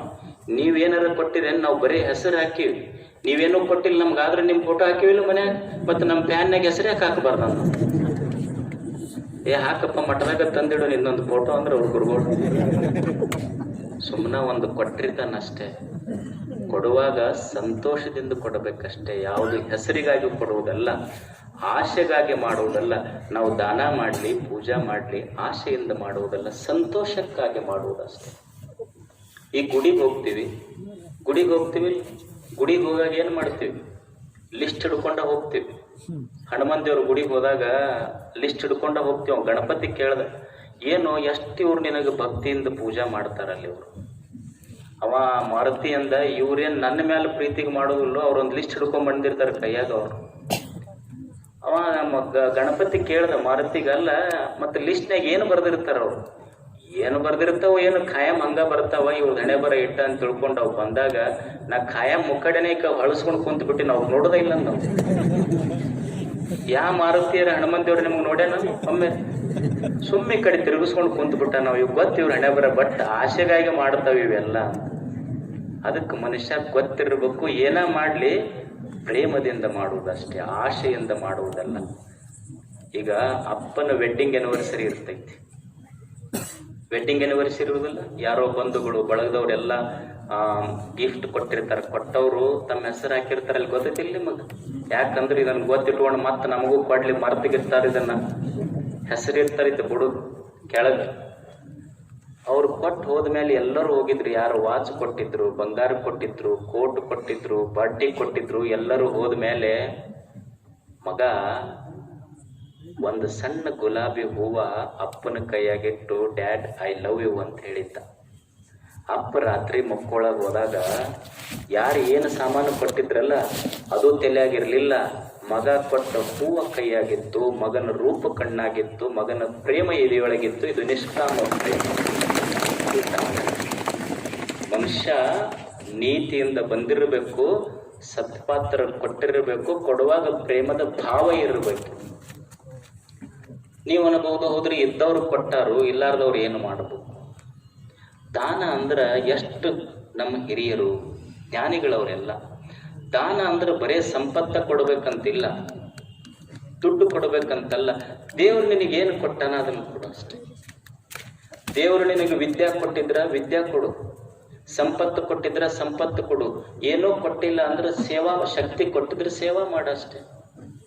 ಏನೂ ಇಲ್ಲ. ಈಗ ನೋಡ್ರಿ, ನೀವು ಒಂದು ಮುಖದ ಮೇಲೆ ನನಗೆ ಐತಿ, ನಿನಗೆ ಯಾರಾದರೂ ಭೇಟಿ ಆದ್ರೆ ಶರಣು ಶರಣಾರ್ಥಿ ಅಂತ ಹೇಳಿ ಬೆಳಿಗ್ಗೆ ಎದ್ದು ಶರಣು ಶರಣಾರ್ಥಿ ಅಂತ ಸುಮ್ಮ ಅವನಿಗೆ ನೋಡಿ ಮುಖದ ಮುಖದ ಮೇಲೆ ಒಂದು ನಗೆ ಇತ್ತು ಅಂದ್ರೆ ಅದು ದಾನವೇ. ಇದು ನಗೆ ದಾನ. ಇದು ನೀವೇನು ಮುಖ ಚಂದ ಕಾಣಬೇಕಾಗಿದ್ರ ಏನು ಕಾಸ್ಮೆಟಿಕ್ಸ್ ಹಚ್ಕೊಂತಿರಲ್ಲ, ಮುಖ ನಿಜವಾಗಿ ಚಂದ ಕಾಣಬೇಕಾಗಿದ್ರೆ ಸ್ನೋ ಪೌಡರ್ ಹಚ್ಕೊಂಡು ಮುಖ ಚಂದ ಕಾಣೋದಿಲ್ಲ. ಯಾವ ಮುಖದ ಮೇಲೆ ಒಂದು ನಿಷ್ಕಾಮ ನಗೆ ಇರ್ತೈತಿ ಅದು ಚಂದ ಕಾಣಿಸ್ತೈತಿ. ಅದು ಮುಖದ ಸೌಂದರ್ಯ. ಮುಖದ ವ್ಯಾಲ್ಯೂ ಹೆಚ್ಚಾಗೋದು ಕಾಸ್ಮೆಟಿಕ್ಸ್ ದಿಂದಲ್ಲ, ಒಂದು ಕ್ಯಾರೆಕ್ಟರ್ದಿಂದ. ಮುಖದ ನಗೆ ಅಷ್ಟು ಮುಖ್ಯ ಇರ್ತೈತಿ. ಒಂದು ನಗೆ ದೊಡ್ಡವನನ್ನಾಗಿ ಮಾಡ್ತೈತಿ. ಒಂದು ಮಾತು, ಸವಿ ಮಾತು, ಅದು ದೊಡ್ಡವನನ್ನಾಗಿ ಮಾಡ್ತೈತಿ. ಮಾತು. ಈ ಮಂಟಪಕ್ಕೆ ಜ್ಞಾನ ದಾಸೋಹಿ ಅಂತ ಹಾಕಿರಿ. ಸಿದ್ದೇಶ್ವರಪ್ಪಗಳು ಏನೋ ಸಂಪತ್ತು ಕೊಟ್ಟಾರ ನಿಮಗೆ ಬಂದವರಿಗೆಲ್ಲ? ಏನೂ ಇಲ್ಲ. ಅವ್ರ ಹೃದಯದೊಳಗೆ ಏನು ಜ್ಞಾನ ಇತ್ತು ಅದನ್ನು ಹಂಚಿದ್ರು, ಜ್ಞಾನ ದಾಸೋಹಿ ಆದ ಅಂತಷ್ಟೇ. ಬಸವಣ್ಣ ಕಲ್ಯಾಣ ಕಟ್ಟದ ಹೆಂಗ ಕಟ್ಟದ? ಅಪ್ಪನು ನಮ್ಮ ಮಾದಾರ ಚೆನ್ನಯ್ಯ. ಯಾರಿಗೆ ಸಮಾಜ ಇವ್ರಿಗೆ ಯಾರು ಇವ್ರಿಗೆ ಸಂಪರ್ಕಕ್ಕೆ ಬೇಡ ಅಂತಿದ್ರು ಅಂಥವ್ರನ್ನ ಕರ್ಕೊಂಡ್ಬಂದು ಇವ ನಮ್ಮಪ್ಪ ಅಂದ, ನಮ್ಮ ಚಿಕ್ಕಪ್ಪ ಅಂದ. ಅದಕ್ಕ ಅವ ದಾನಿಯಾದ, ಅವ ದಾಸೋಹಿಯಾದ. ಮಾತಷ್ಟು ದೊಡ್ಡ ಕೆಲಸ ಮಾಡ್ತದೆ. ಅಲ್ಲೇನು ಹಿಂದೆ ಒಬ್ಬ ಗುರು ಇದ್ದ, ಅವನ ಹೆಸರು ಉಪಗುಪ್ತ. ಅವ ಬುದ್ಧನ ಶಿಷ್ಯ ಉಪಗುಪ್ತ. ಎಷ್ಟು ಆಶ್ಚರ್ಯಕರ ಬದುಕಿದ್ರು ಅವರೆಲ್ಲ. ಬುದ್ಧನ ಶಿಷ್ಯ ಉಪಗುಪ್ತ ಇದ್ದ. ಅವ ತೇಜಸ್ವಿ ತರುಣ ಸನ್ಯಾಸಿ, ಮುಖದಲ್ಲಿ ಕಳೆ ಇತ್ತು. ಒಂದು ದಿವಸ ಭಿಕ್ಷಾಪಾತ್ರೆ ಹಿಡ್ಕೊಂಡು ಬೇಡ್ಲಿಕ್ಕೆ ಹೋಗಿದ್ದ. ಬೇಡ್ಲಿಕ್ಕೆ ಹೋದಾಗ ಒಂದು ಓಣಿಯಲ್ಲಿ ಒಂದು ದೊಡ್ಡ ಶ್ರೀಮಂತ ಹೆಣ್ಮಗಳ ಮನೆ, ಆಕೆ ನರ್ತಕಿ, ವೇಶ್ಯ ಇದ್ಲು. ಆ ಮನೆ ಮುಂದ ಉಪಗುಪ್ತ ಹೋಗಿ ಭಿಕ್ಷಾಂದೇಹಿ ಅಂತ ಕೇಳ್ತಾನ. ಆ ಹೆಣ್ಮಗಳು ಉಪಗುಪ್ತನ ಸೌಂದರ್ಯ ನೋಡಿ ಆ ವೇಶ್ಯ ಮೋಹಿತಳಾಗ್ತಾಳ, ನರ್ತಕಿ. ಅವಾಗ ಆಕೆ ಅಂತಾಳ ಉಪಗುಪ್ತನಿಗೆ, ಏ ಭಿಕ್ಷು, ನೀವು ಹೊರಗೆ ನಿಂತೇನು ಭಿಕ್ಷಾ ಕೇಳ್ತಿ? ನನ್ನ ಮನೆಯೊಳಗೆ ಬಾ. ನನ್ನ ಮನೆಯೊಳಗೆ ಬಂದ್ರ ನಾನು ಈ ಮನೆ, ಈ ಸಂಪತ್ತೆಲ್ಲ ನಿನಗೆ ಸಿಗ್ತೈತಿ. ಅವಾಗ ಉಪಗುಪ್ತ ಹೇಳ್ತಾನ, ನಾನು ಈಗ ಬಂದಿರುವುದು ಕೇವಲ ಅನ್ನದ ಭಿಕ್ಷೆಗಾಗಿ ಮಾತ್ರ. ನಾನು ಈಗ ಬಂದಿರುವುದು ಕೇವಲ ಅನ್ನದ ಭಿಕ್ಷೆಗಾಗಿ ಮಾತ್ರ. ನಾನು ಅನ್ನದ ಭಿಕ್ಷೆ ಬೇಡಕ್ಕೆ ಬಂದವ, ಸಮಯ ಬಂದಾಗ ಬರುವೆ. ಕೆಲವು ದಿವಸಗಳಾದ ಮೇಲೆ ಏನಾಗಿತ್ತು ಅಂದ್ರೆ, ಆ ನರ್ತಕಿಗೆ ಒಂದು ದೊಡ್ಡ ರೋಗ ಬಡಿತು. ದೊಡ್ಡ ರೋಗ ಬಡಿದ ಮೇಲೆ ಊರನ್ ಜನ ಆಕಿ ಹೊಡೆದು ಬಡ್ದು ಸಂಪತ್ತು ಕಸ್ಕೊಂಡು ಕಳಿಸಿದ್ರಕ್ಕೆ. ಊರು ಹೊರಗಟ್ಟಿದ್ರು. ಎಲ್ಲೋ ಹೋಗಿ ಒಂದು ದಾರಿಯಲ್ಲಿ ಬಿದ್ದಿದ್ಲಾಕೆ ನರ್ತಕಿ. ಹಲವು ದಿವಸಗಳಾದ ಮೇಲೆ ಅಲ್ಲಿ ಬಿದ್ದಿದ್ಲೆಲ್ಲ. ಬಿದ್ದಾಗ ಉಪಗುಪ್ತ ಅದೇ ದಾರಿ ಹಿಡ್ಕೊಂಡು ಹೊರಟಿದ್ದ. ನರಳುವ ಧ್ವನಿ ಕೇಳ್ತವನಿಗೆ. ನೆರಳುವ ಧ್ವನಿ ಕೇಳಿ ಆ ಹೆಣ್ಮಗಳ ಹತ್ರ ಹೋಗ್ತಾನ. ಆಕೆಗೆ ವಾರದಿಂದ ನೀರಿಲ್ಲ, ಯಾರು ಊಟ ಕೊಟ್ಟಿಲ್ಲ, ಎಲ್ಲರೂ ಬಡದು ಕಳಿಸ್ಯಾರ. ಮ್ಯಾಲ ಬಿಸಿಲಿನ ತಾಪ ನರಳುತ್ತಿದ್ಲಾಕೆ. ಬುದ್ಧ ತನ್ನಲ್ಲಿರುವ ಒಂದು ಹನಿ ನೀರು ಆಕಿ ಬಾಯಾಗ ಹಾಕ್ತಾನೆ. ಉಪಗುಪ್ತ ಒಂದು ಹನಿ ನೀರು ಹಾಕಿ ಬಾಯಾಗ ಹಾಕಿ ತನ್ನ ಭಿಕ್ಷಾ ಪಾತ್ರೆಯಲ್ಲಿರುವ ಪ್ರಸಾದದ ಒಂದು ತುತ್ತಾಕಿಗೆ ತಿನ್ನಿಸಿ ತಲೆ ಮೇಲೆ ಕೈ ಆಡಿಸ್ತಾನ. ಆಕಿ ಹೋದ ಪ್ರಾಣ ಬಂದಂಗಾಗಿ ಹಿಂಗೆ ಮ್ಯಾಲ ನೋಡ್ತಾನ. ಮ್ಯಾಲ ನೋಡಿದ ಮೇಲೆ ಸ್ವಲ್ಪ ಮಸಿಕ್ನೊಳಗೆ ಗೊತ್ತಾಗ್ತೈತಿ. ಅವಾಗ ಅಂತಾಳಕಿ, ನೀನೊಂದು ದಿವಸ ನನ್ನ ಮನೆಯ ಮುಂದೆ ಭಿಕ್ಷೆಗೆ ಬಂದ ಬುದ್ಧನ ಶಿಷ್ಯ ಉಪಗುಪ್ತಲ್ಲೇನಂದ್ಲಕ್ಕೆ. ಅವಾಗ ಅವ ಅಂದ, ಹೌದು ನಾ ಉಪಗುಪ್ತ ಅಂದ. ಆ ಹೆಣ್ಮಗಳಂತಾಳ, ಯಾವಾಗ ನನ್ನ ಹತ್ರ ಎಲ್ಲ ಸಂಪತ್ತಿತ್ತು, ಮನಿ ಇತ್ತು, ಸೌಂದರ್ಯ ಇತ್ತು, ರೂಪ ಇತ್ತು, ಎಲ್ಲ ಇದ್ದಾಗ ಬರಲಿಲ್ಲ, ಇವತ್ತು ಬಂದಿಯಲ್ಲ ತಗೊಂಡೇನು ಮಾಡೋದು ಅಂದ್ಲಕ್ಕೆ. ಅವಾಗ ಉಪಗುಪ್ತ ಅಂತಾನ. ಅಕ್ಕಿ ಅಂದಿದ್ಲು, ಎಲ್ಲ ಇದ್ದಾಗ ಬರಲಿಲ್ಲ, ಇವತ್ತು ಬಂದಿಯಲ್ಲ ಅಂದ್ಲು. ಅವಾಗ ಉಪಗುಪ್ತ ಅಂತಾನ, ಎಲ್ಲ ಇದ್ದಾಗ ಬಂದವ ಗುರು ಆಗುವುದಿಲ್ಲ, ನೀ ಬಿದ್ದಾಗ ಬಂದ ಕೈ ಹಿಡಿದೆತ್ತವ ಗುರು ಆಗ್ತಾನೆ. ಇದ್ದಾಗ ಬಂದವ ಗುರು ಆಗೋದಿಲ್ಲ, ನೀ ಬಿದ್ದಾಗ ಬಂದು ಕೈ ಹಿಡಿದೆತ್ತವ ಗುರು ಆಗ್ತಾನೆ. ಇದು ಉಪಗುಪ್ತ. ಅದಕ್ಕೆ ಒಂದಿಷ್ಟು ಸವಿ ಮಾತಕ್ಕೆ ಕಿವಿಯೊಳಗೆ ಬುದ್ಧಂ ಶರಣಂ ಗಚ್ಚಾಮಿ, ಧನ್ಯೋಸ್ಮಿ, ಬೌದ್ಧ ಭಿಕ್ಷು ಆಗಿದ್ಲಾಕೆ. ಮಾತಷ್ಟೇ, ಇದು ಮಾತಿನ ದಾನ. ಒಂದು ಮುಗುಳ್ನಗೆ ಇದ್ರು ಸಾಕು, ಒಂದು ಮಾತಿದ್ರು ಸಾಕು, ಒಂದು ಮುಗುಳ್ನಗೆ ಇದ್ರು ಸಾಕು, ದಾನವೇ. ಮುಗುಳ್ನಗೆಯೂ ದಾನ ಹೌದಲ್ಲ. ಒಬ್ಬ ಶ್ರೀಮಂತಿಲ್ಲ, ಬಡವ ಇರ್ತಾನ, ಬಡವನ ಗುಡಿಸಲಿರ್ತೈತಿ. ಒಂದು ತಾಯಿ ಒಂದು ಮಗುವಿನ ತೊಡಿ ಮೇಲೆ ಹಾಕೊಂಡು ಕುಂತಿರ್ತಾಳ. ತಾಯಿಗೆ ಆ ಗುಡಿಸಲು ಅರಮನೆಯಾಗಿರ್ತೈತಿ. ಗುಡಿಸಲನ್ನ ಅರಮನೆಯಾಗಿ ಯಾವುದು ಮಾಡಿತ್ತು ಅಂದ್ರೆ ತನ್ನ ತೊಡೆಯ ಮೇಲಿರುವ ಮಗನ ಮುಖದ ಮೇಲಿನ ನಗೆ ಗುಡಿಸಲ ಅರಮನೆಯನ್ನಾಗಿ ಮಾಡಿತ್ತು. ಇದು ಒಂದು ಮುಗುಳ್ನಗೆಯೂ ದಾನವೇ. ಇದು ಒಂದು ಸವಿ ಮಾತು ಸಹಿತ ದಾನವೇ. ಇಲ್ಲೇನು ದೇಹ ದಾನ ಮಾಡಬಹುದು. ದಾನಗಳಲ್ಲಿ ಎಷ್ಟು ವಿಧ ಇದೆ.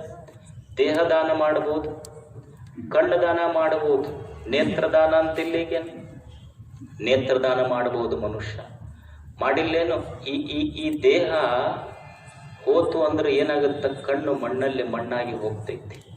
ಸತ್ತಾಗ ಕಣ್ಣು ಮಣ್ಣಲ್ಲಿ ಮಣ್ಣಾಗಿ ಹೋಗ್ತೈತಿ. ಮಣ್ಣಲ್ಲಿ ಮಣ್ಣಾಗಿ ಹೋಗುವ ಕಣ್ಣು ಒಬ್ಬ ಕುರುಡನ ಬಾಳಿಗೆ ಬೆಳಕಾಗುವುದಾದ್ರೆ ಈ ಕಣ್ಣು ದಾನ ಮಾಡಿದ್ರೆ ಏನ್ ತಪ್ಪೈತಿ ಹೇಳಿ? ನೇತ್ರದಾನ ಇದೆ. ಮನುಷ್ಯ ಸತ್ತ ಮೇಲೂ ಜಗತ್ತು ನೋಡಬಹುದಲ್ಲ. ಸತ್ತ ಮೇಲೆ ಇವೇನು ಒಯ್ದು ಟ್ರಿಜರಿಯಾಗಿ ಇಡುದಿಲ್ಲ ನಿಮ್ಗೆ.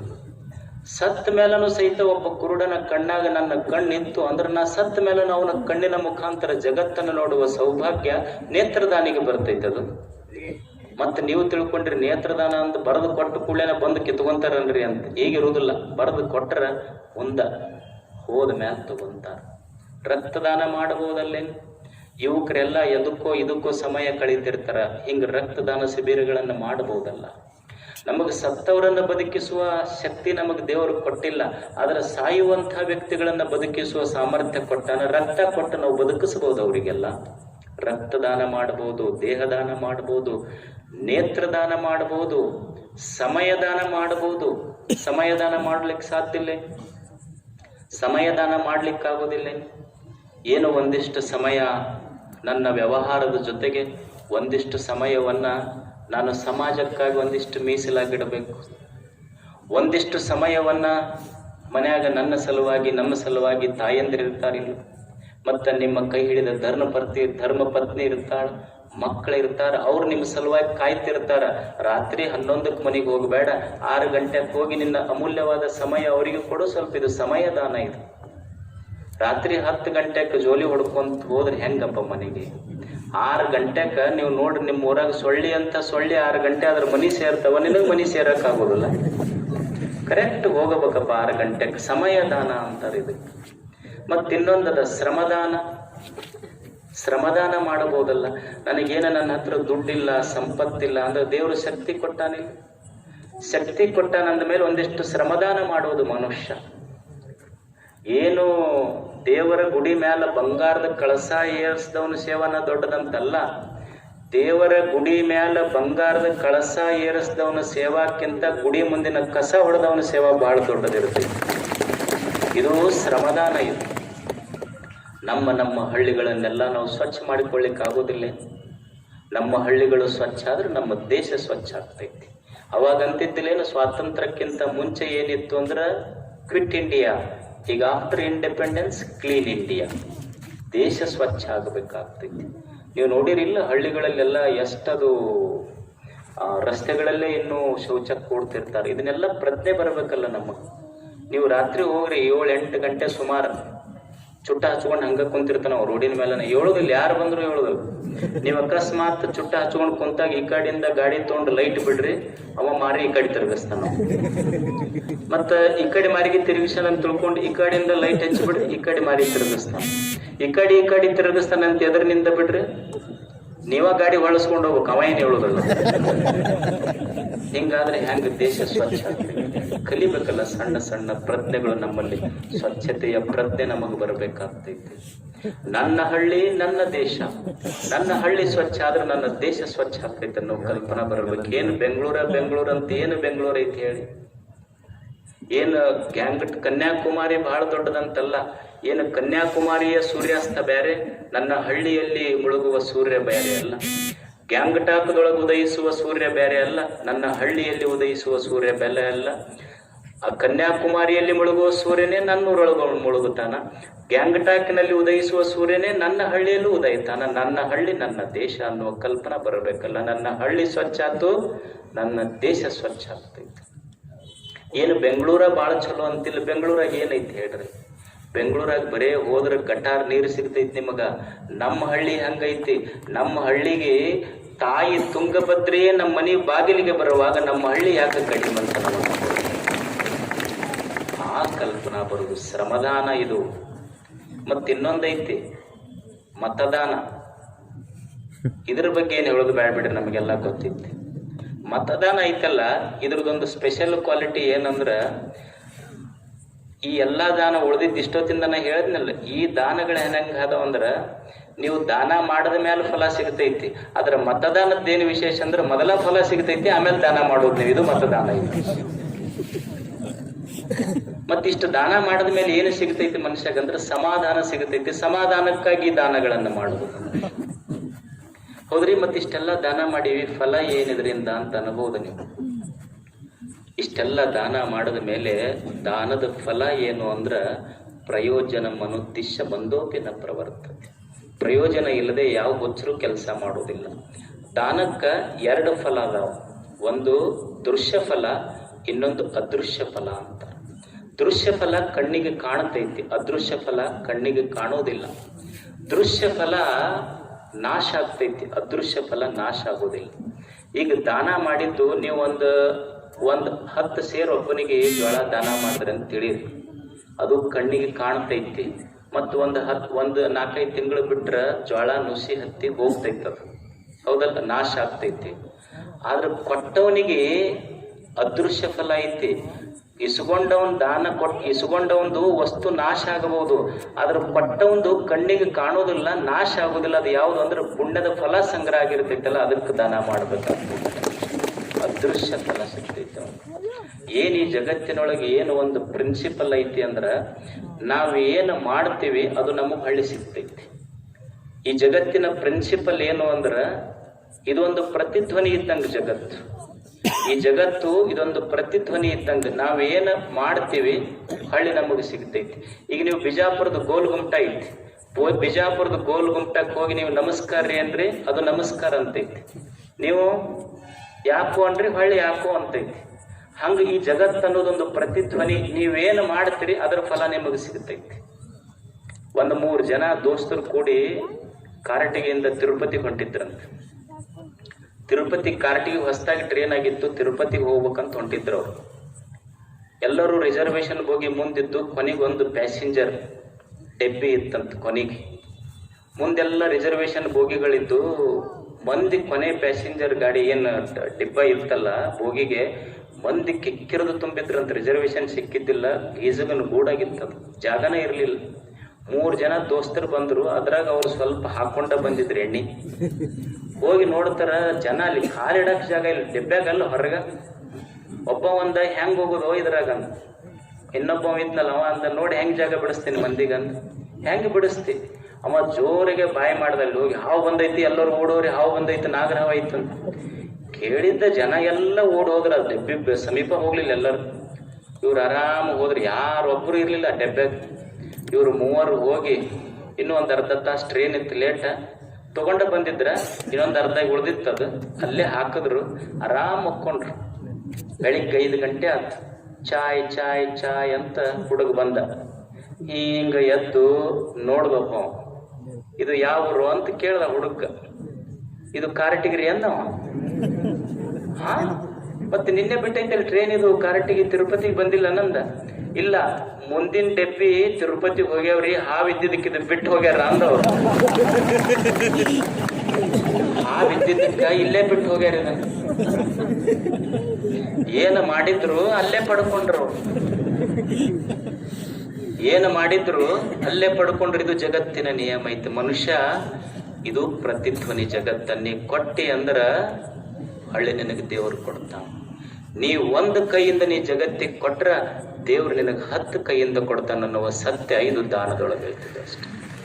ಅದಕ್ಕೆ ಇದು ಅನುಕಂಪದ ಭಾವ ನಮ್ಮಲ್ಲಿರಬೇಕು. ಏನು ದೇವ್ರು ನನಗೆ ಕೊಟ್ಟಾನ ಅದನ್ನು ಸ್ವಲ್ಪ ನೆರೆಹೊರೆಯವರೊಂದಿಗೆ, ಬಂಧುಗಳೊಂದಿಗೆ, ಜನರೊಂದಿಗೆ ಹಂಚಿಕೊಂಡು ಬದುಕುವ ಗುಣಕ್ಕ ದಾನ ಅಂತ ಕರೀತಾರೆ. ಮತ್ತು ನಾಳೆ ಒಂದು ನೋಡೋಣ. 1 ನಿಮಿಷ ತಡ್ರಿ, 1 ನಿಮಿಷ ಹೇಳ್ಬೇಡ್ರಿ. 2 ಸಣ್ಣ ಸೂಚನೆಗಳು ಏನಂದ್ರೆ, ಇಲ್ಲಿ ಹೋಗುವಾಗ ಬಹಳ ರಶ್ ಆಗಕತ್ತೈತೆ ಅಂತ ಸ್ವಲ್ಪ ಹುಡುಗರು ಯುವಕರು ಸಾಧ್ಯ ಆದಷ್ಟು ಸ್ವಲ್ಪ